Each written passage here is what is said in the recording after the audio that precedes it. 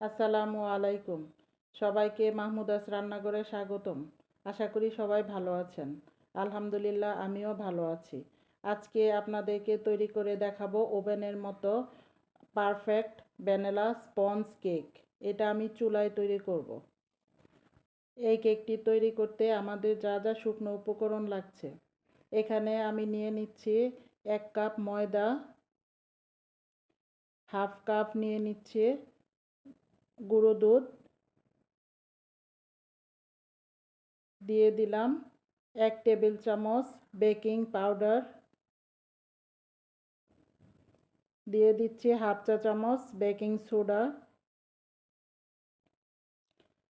1 চিমটি লবণ দিয়ে দিলাম। এখন আমি সমস্ত শুকনো উপকরণ ভালো করে চেলে নিব। আমি এই শুকনো উপকরণটা অফ ক্যামেরাতে আরও 2-3 বার করে চেলে নিয়েছি। এখন এই সমস্ত উপকরণ একসাথে মিশিয়ে নিব। এ পর্যায়ে নিয়ে নিচ্ছি আমি রুম টেম্পারেচারে থাকা 2টা ডিম,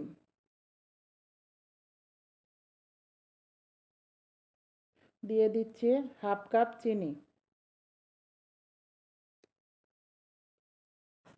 এখন আমি এই ডিম আর চিনির মিশ্রণটাকে একটা হ্যান্ড বিটার দিয়ে ভালো করে বিট করে নিব।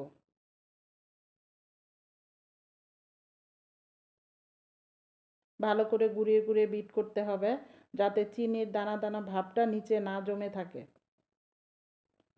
আমি এখানে 6 মিনিটের মতো বিট করে নিয়েছি। এ পর্যায়ে দিয়ে দিব হাফ কাপ সয়াবিন তেল। সয়াবিন তেলটা দেওয়ার পরে 15 সেকেন্ডের মতো বিট করে নিলাম। ওভার বিট করা যাবে না, তাহলে কেকের ফোমি ভাবটা নষ্ট হয়ে যাবে। এ পর্যায়ে আমি দিয়ে দিচ্ছি অল্প অল্প করে শুকনো উপকরণ। এ পর্যায়ে আমি সমস্ত শুকনো উপকরণ আস্তে আস্তে করে মিশিয়ে নিচ্ছি। এই মিশ্রণের কাজটা এক পাশ থেকে ঘুরিয়ে ঘুরিয়ে করতে হবে।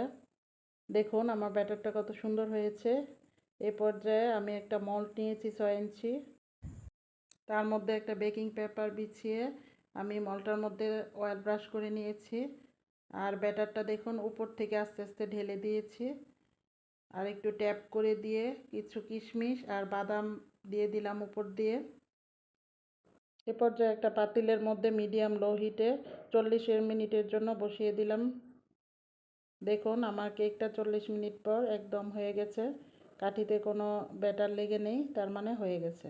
দেখুন আমার কেকটা কত সুন্দর হয়েছে। এখন কেকটাকে আমি মোল্ড আউট করে নিব। এখন একটা চাকুর সাহায্যে কেকটাকে মোল্ড আউট করে নিলাম। দেখুন কেকটা কত সুন্দর হয়েছে, কত সফট। লো বাজেটে একদম রেডি হয়ে গেল। দেখেই বুঝতে পারছেন কেকটা কতটা পারফেক্ট হয়েছে। এই কেকটা দেখুন কতটা নরম আর তুলতুলে হয়ে গেছে।